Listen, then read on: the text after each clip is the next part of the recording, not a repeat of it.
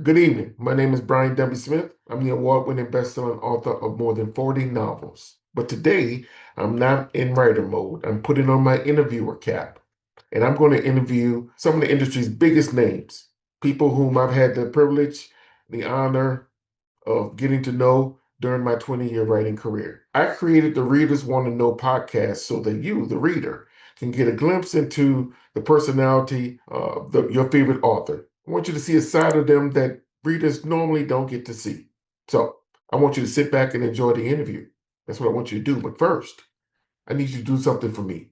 I need you to take a moment, click the like button. I need you to click the subscribe button. I need you to do it now, right now. I'll give you a couple seconds.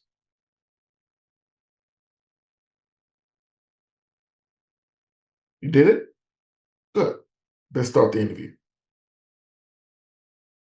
Hello, everyone. My name is Brian W. Smith, and welcome to the Readers Want to Know podcast. This is the podcast where I ask questions that allow you to get all up in your favorite author's business. All right. So today, I'm very excited about my guest. She is a New York Times bestselling author of several novels. She has more than 3 million books in print. She's won the NAACP Image Award. And quite frankly, I don't have enough time to run through her resume. It is that long. I am going to bring her aboard. Ladies and gentlemen, please welcome the incomparable Miss Victoria Christopher Murray. Victoria, how are you? I am great. I'm so excited to be here with you. Thank you Thank, for having me. thank you for coming on. I appreciate it. I have been a great fan of your work, a big admirer of your work. Watch how you move, and congratulations on. You've always been successful, but it's like things have like gone to another level here this last year and a half or so, and I'm just happy for you. I'm just extremely happy for you. It must be some exciting times. Yeah, they are exciting. You and I were talking about, the hustle never stops. That part never ever stops. But they are exciting times. I've been doing this for a long time now, Brian. Mm-hmm. 28 years, Yeah. and You've seen I the know that's industry. a You've long seen the time, industry right? change. You've seen the industry change, right? Totally changed. I came on board like at the end of the 1990s, the last century, was when I came on board with my first novel, Temptation. And so I saw the industry go from, like, all the Black authors knew each other because that's how few of us there were, Mm-hmm. to me seeing names now. There's so many more. I've Mm-hmm. watched the industry go from straight printed books through the digital change that caused borders to leave. I've seen the industry go from top to bottom and back to the top again. I hit my 20th year this year. I'm an adjunct at a community college here in Dallas and teach creative writing. And I told my students, they were asking me, how is it different? And I explained to them that um, we were talking about the approach to writing.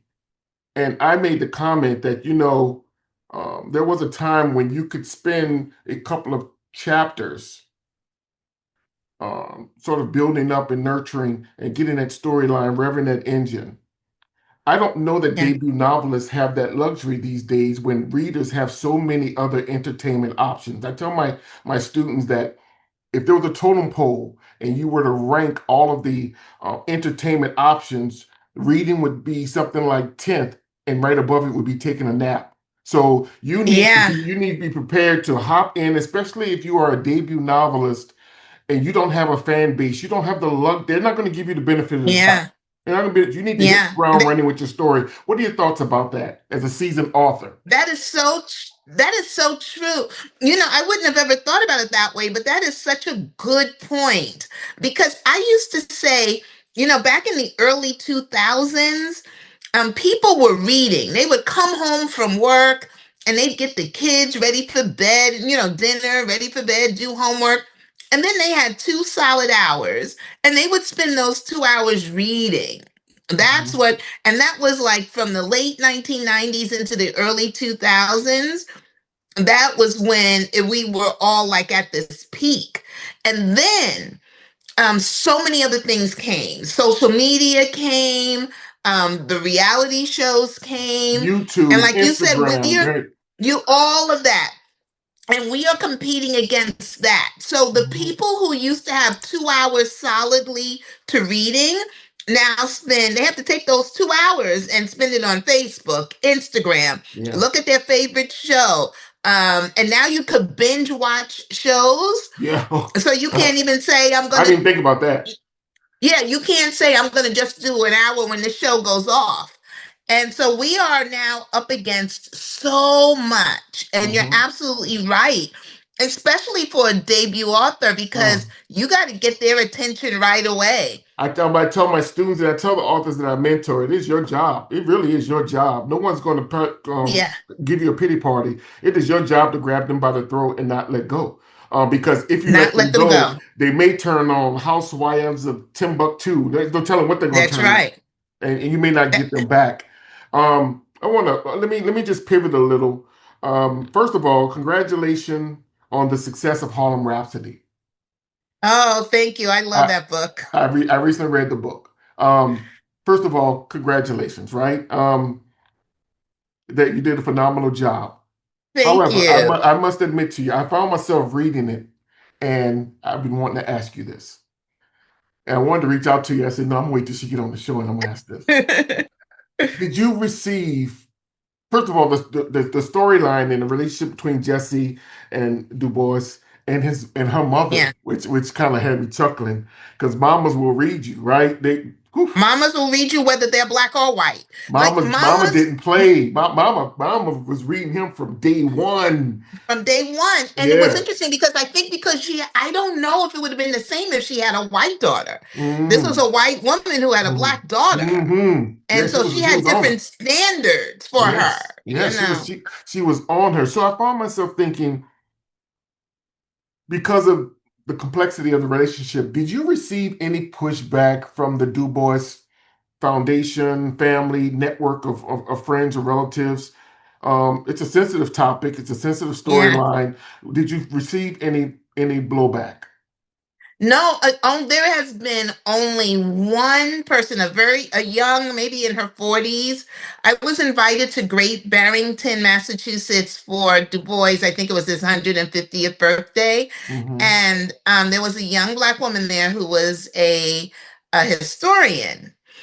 And she said to me she did not believe he ever had any affairs with anyone. I showed her some of the letters because, Brian, I would never have written that Yeah. unless I had letters with Yeah. him saying, "Me come downstairs at mid." I have a letter that says, "Come down, meet me downstairs at midnight." Mm.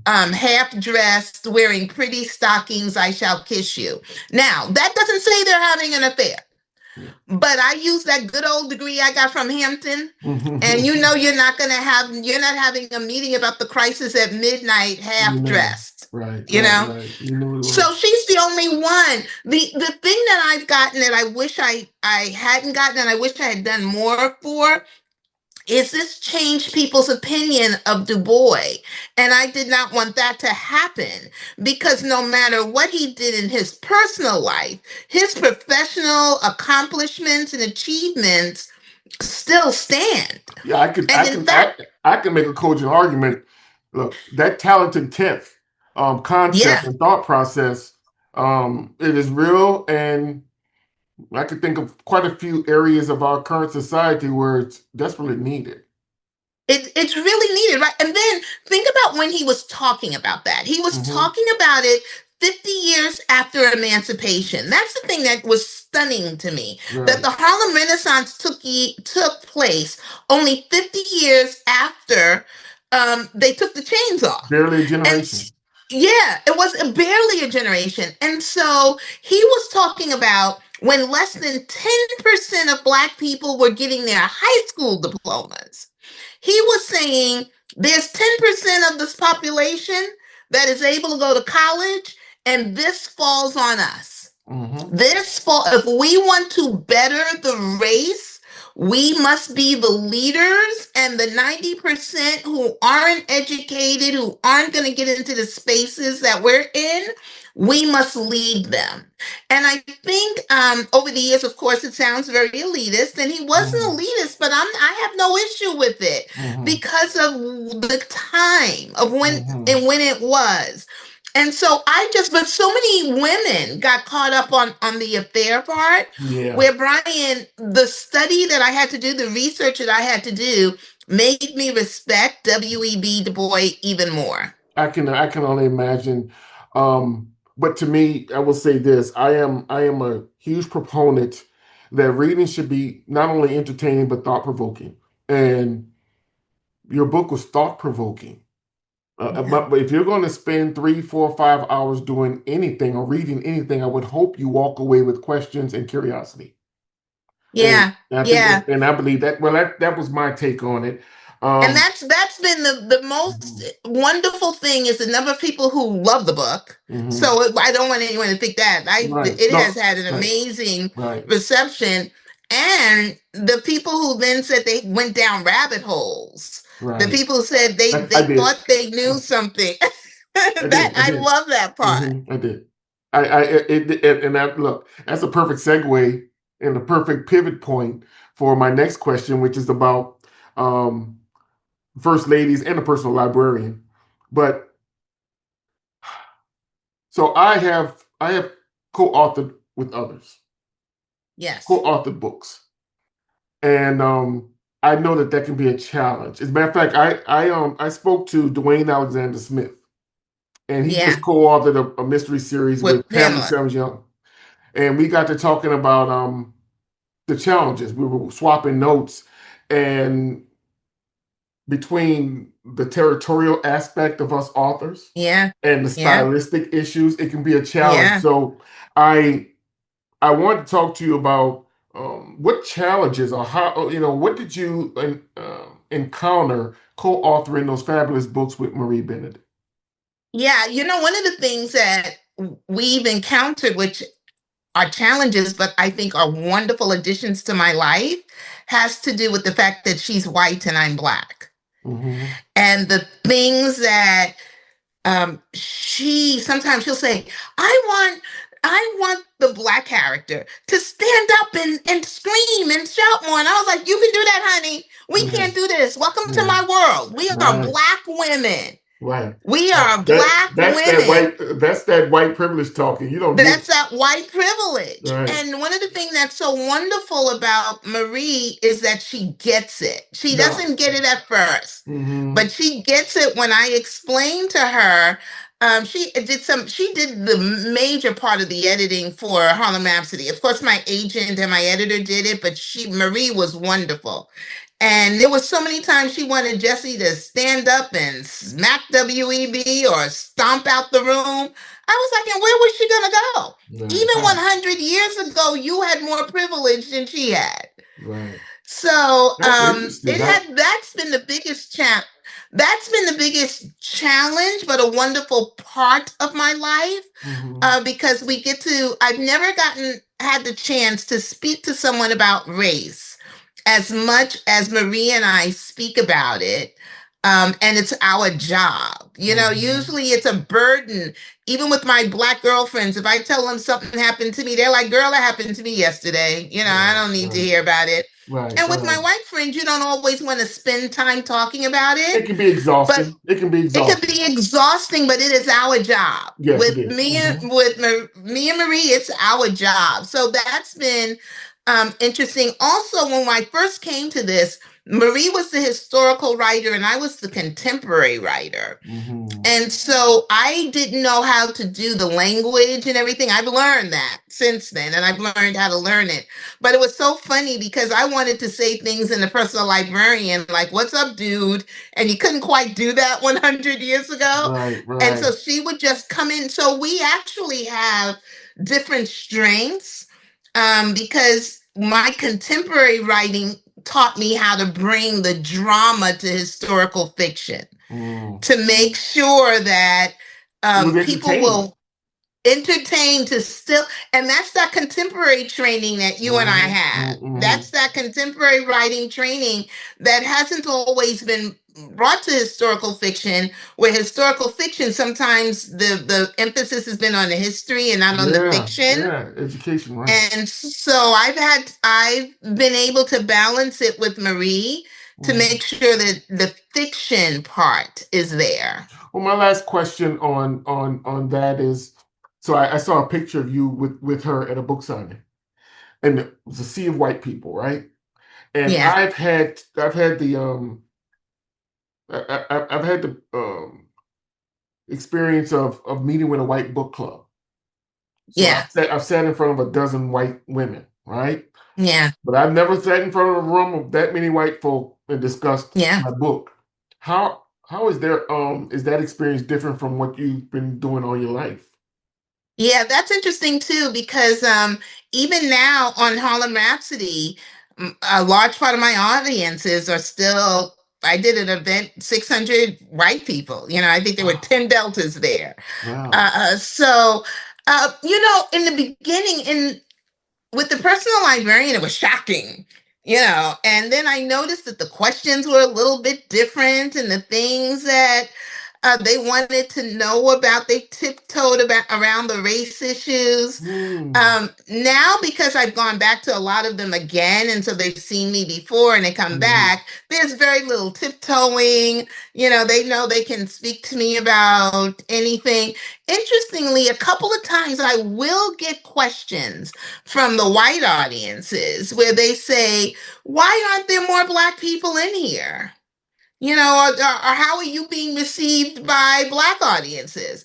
Since the personal librarian, from First Ladies and now with Harlem Rhapsody, it is a 50-50 audience. Well, It is a congratulations to 50, you. yeah, it's a 50-50. Yeah. I brought the Black people back. Well, I mean, it's, I've always been one of those people. I've always questioned whether or not white readers read Black authors. Yeah. So yeah. You're breaking a barrier. Well, you know what I've discovered? This is probably, Brian, Let me say this. biggest. Outside of Walter Mosley. Yeah. You know what I'm saying? But yeah.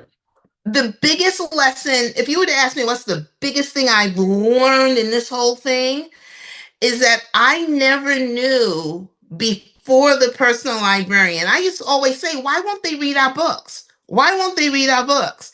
I should speak for myself. I was writing to a very specific niche market and I didn't realize it. And for years, my Black editor, Sharice Fisher, my agent, kept saying to me, Victoria, you need to write bigger books. And I didn't understand what that meant, but they kept using that word for 10, 15 years. And I got it now. People will read books that feel relevant to them. So they didn't want to read about a Black pastor's wife and all of her shenanigans. But they do want to know Black history. They do. Which brings me to my last question on this.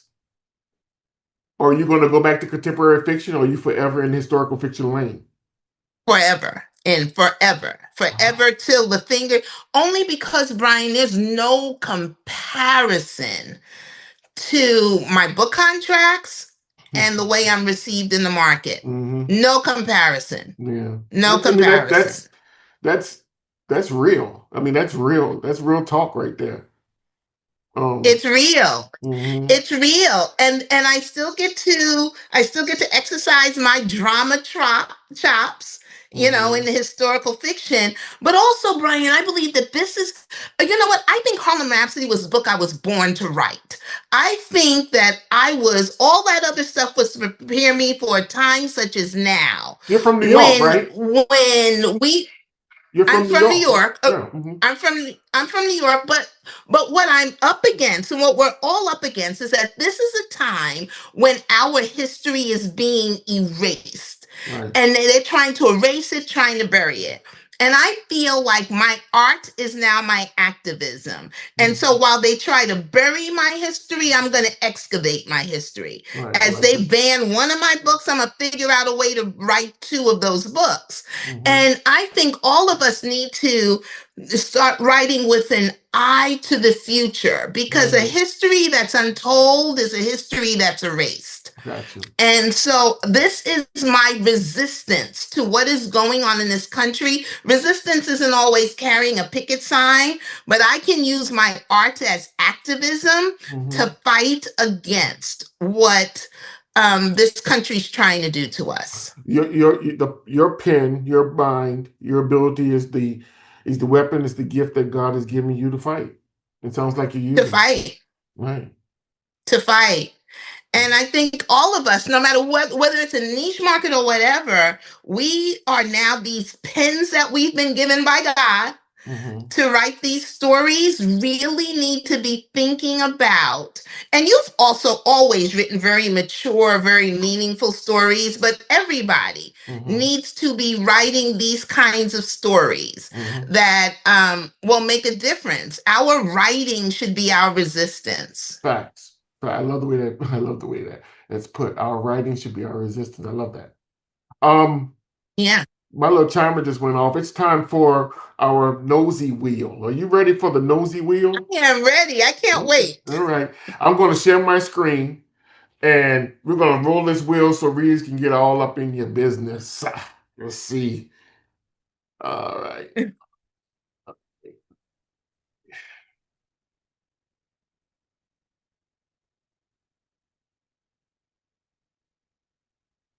Can you see this? I can see it. It's still spinning. All right. Ah, there you go. All right. Here we go. Victoria. Yes. Let's see. Victoria, readers want to know. Let's see. Who is your favorite author and why? Oh, that's easy for me. My favorite author is Richard Wright. And the reason he's my favorite author is because he was the very first Black author that I read. I was in predominantly white schools, and though my parents were big readers, my father especially nonfiction, he wasn't thinking about, he would bring me books I asked for, but they were always by white authors. And I was in high school, the librarian, the white librarian, saw how much I was reading, and she took it upon herself to say, this little Black girl needs to be reading something else. She gave me a book, and I wondered why there was a Black man on the back cover. Native Son? And she's like, because he's the author. Native Son. Native Son.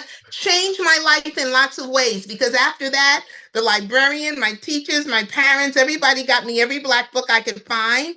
But that was when I knew I could be a writer too. So I not only got to see this wonderful story written from our experiences, but I was then put on the path of where I am today. I read that book years ago. I'm still mad at Bigger. I know. But great book. I'm a big Richard Wright fan as well.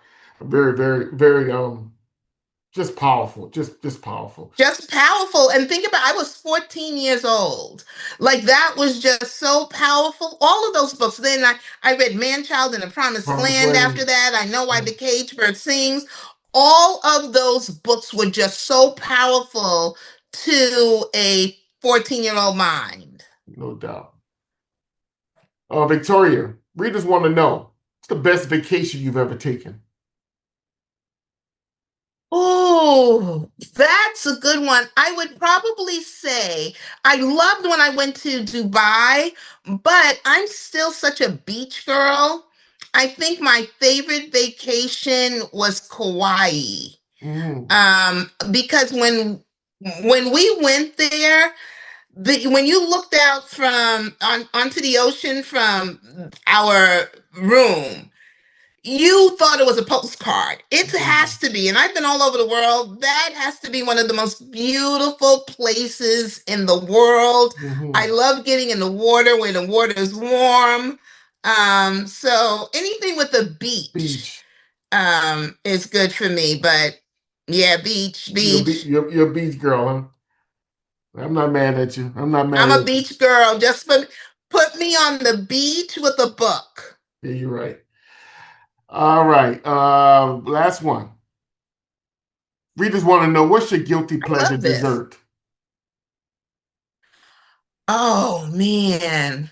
So people might because dessert, like I could survive on dessert. Like I wish I could just eat dessert and never eat anything else. I'd be cool with that. I'm Mhm. good.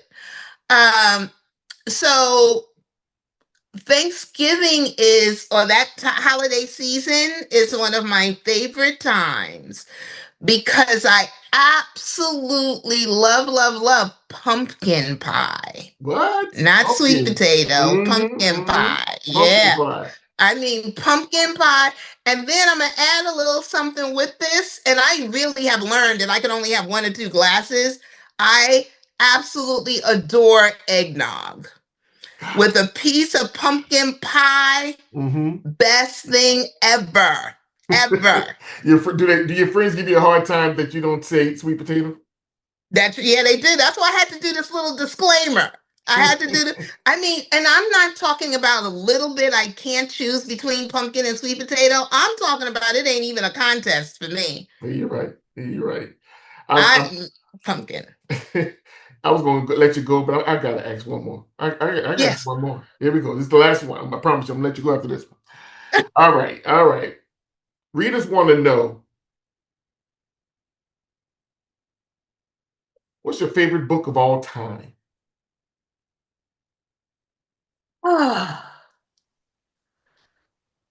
My favorite book of all time. You know, there's something that came to my mind. And I was like, oh, I don't want to say it, and I can't think of anything. My favorite book of all time is going to sound, so cliche, but it really is the Bible. Not Mm. for the religious reasons, but because of the best stories Stories, are inside facts. the Bible. They are. Like I could, Especially in the Old Testament. in the Old Testament, Right. I could, like if I weren't doing historical fiction for the next 50 years, I could modernize one of those Mm. stories Mhm. um into a story. Like I saw somebody on Instagram doing something with all 12 disciples. She was doing Mhm. like some mess. They were all there. She was Mhm. playing all the Mhm. roles. Mhm. And I was like, this would make a great book. Yeah, yeah. It would. So The I Old didn't want Testament to, has some stories. yeah, and I always thought about that because I absolutely love to read. And I always said if I went on Survivor, I would want to take a book with me because that's, Mhm. you could take one thing and it have to be a book because I wouldn't know what to do if I didn't have a book. And I always said I would take the Bible, and it's not for religious reasons in the scripture, though you get all of that. It's for the For the stories. stories. There's no better stories in there. Yeah, you're right. I No know. better I'm in story. total agreement. It's that there's some stories in the Old Testament that will make you go wow. Yeah, Yeah, I'm in total agreement. David seeing Bathsheba on the roof, seeing her naked taking a bath. He kills Mhm. her. No, he didn't really kill. He sent her husband to the front line in the Yeah, war, so so you can he kill him. died. And Right. Yeah. I mean, Yeah, you're right. You're right. it doesn't It get is better than that. it's the origin of many of the tales we watch on television and read today. Anyway, yeah, yeah. I did the Much of seven what dead. we I did. read, much of what we read and see are simply knockoffs of what was in the original Testament. Yeah, that's a good point. Yeah. That's a very good point because there's nothing new under the sun. Everything you can do has already been done. That's a fact. Yeah, And on that's that what my mother note, used to tell me. yeah, on that note, we're going to wrap this up. Look, I want to thank you. I want to thank you so very much for coming on. I wish you nothing but continued success. I cannot wait for that next book. As a matter of fact, I think I'm going to see you at the end of this week in Atlanta. So I will see you in a couple of days at the National Book Club Conference. So I won't be there this year. Rashonda will be there. I'll be Oh, there Rashonda will be next there? year. Okay, Yeah, yeah, then I'll see Rashonda will be there. But Rashonda. you guys have a wonderful time. That's one of my favorite events. Okay, all right. Well, until we meet again, I wish you nothing but success and thanks. Thanks for coming on. Thank you so much, Ryan. Great All to right. see you. All right, take care. Okay, bye-bye. Bye-bye. That was the incomparable Victoria Christopher Murray on Readers Want to Know. I thank you for tuning in. And until we see each other again, I want you to be safe and keep reading. Well, there you have it, folks. I hope you enjoyed the interview. Tune in next time when I give you a behind the scenes sort of glimpse into the personality of another one of your favorite authors. Until we meet again, I want you to be safe and keep reading.